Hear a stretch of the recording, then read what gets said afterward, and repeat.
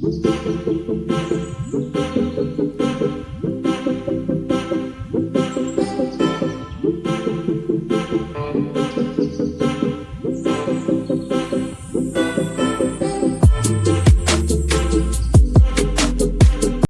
morning, children. Today we are going to discuss about the topic cell division. कोशिका विभाजन जिसे हिंदी में कहते हैं। बच्चों, कोशिका वाले चैप्टर में हमने आपको बताया था कि cell is the structural and functional unit of life होती है। अब नेक्स्ट चैप्टर में सेल डिवीजन, ये कोशिकाएं विभाजित क्यों होती हैं? कोशिकाओं का विभाजन हमारी बॉडी के अंदर एक नेसेसरी प्रक्रिया के अंतर्गत होता है। कोशिकाएं दिन दूनी रात चौगुनी डिवाइड होती रहती हैं। करोड़ों की संख्या में हमारी बॉडी के अंदर सेल्स होती हैं। ये विभाजन होकर के हमारी ग्रोथ को बढ़ाती हैं। यानी हमारे शरीर के अंदर कोशिकाएं 1 से 2, 2 से 4, 4 से 8, 16, 32, 64, 128, 256, 512, 1024, 2048, 4096, 8192 इस तरह से गुणित अनुपात में ये विभाजित होती रहती हैं, जिससे ग्रोथ होती रहती है। तो first of all, cell division या कोशिका विभाजन को 2 चरणों में बांटा गया है। The first one is mitosis, second one is the meiosis. Mitosis और मियोसिस। माइटोसिस का शाब्दिक अर्थ जान ले बच्चों। माइटोस मीन्स होता है फॉर्मेशन ऑफ थ्रेड, यानी धागों का बनना। धागों का बनना, इसकी खोज सबसे पहले वाल्टर फ्लेमिंग ने किया था। That is the important question. Mitosis की खोज किसने किया था? माइटोसिस की खोज वाल्टर फ्लेमिंग ने किया था। नाउ द सेकंड वन हमने बताया मियोसिस। मियोसिस का मतलब होता है टू रिड्यूस। टू रिड्यूस का मतलब होता है अर्धसूत्री विभाजन। इसे रिडक्शन डिवीजन भी कहते हैं, आरटी शार्ट में कह सकते हैं। इसकी खोज फार्मर तथा मोरे नामक वैज्ञानिक ने किया था। फार्मर तथा मूरे ने किया था। ये 2 हाइलाइटेड क्वेश्चन है, इसको आप जरूर याद रखिएगा। आइए, माइटोसिस और मियोसिस जो 2 चरणों में सेल डिवीजन होता है, पुनः माइटोसिस 5 स्टेप में कंप्लीट होता है। The first one is interphase, prophase, metaphase, anaphase and telophase. They all are 5 step. ये 5 चरण होते हैं जो माइटोसिस की क्रिया को कंप्लीट कर देते हैं। फिर मियोसिस में हम आते हैं।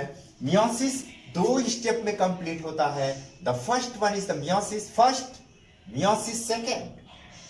मियोसिस फर्स्ट पुनः 4 स्टेप में कंप्लीट होगा। Prophase first, metaphase first, anaphase first, telophase first. After that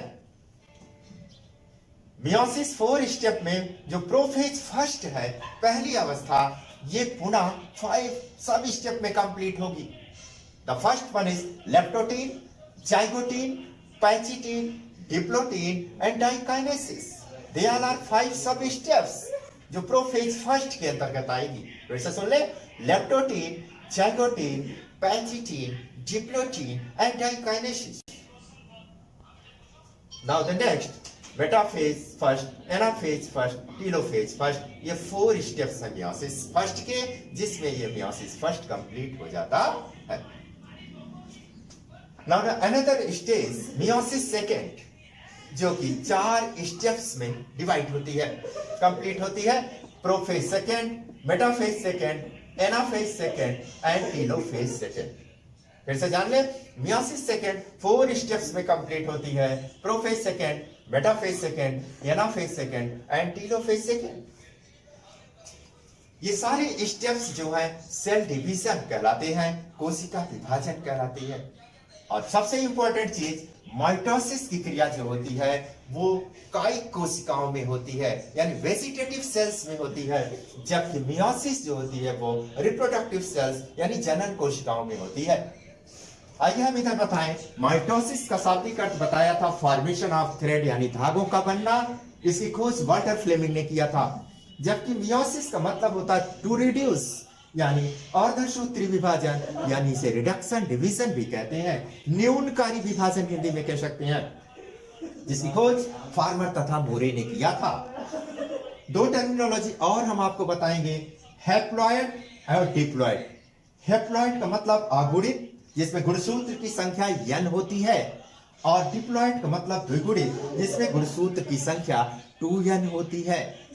अब गुणसूत्रों की संख्या जो होती है ये पैरेंट सेल और डॉटर सेल पे दिखाई पड़ती है।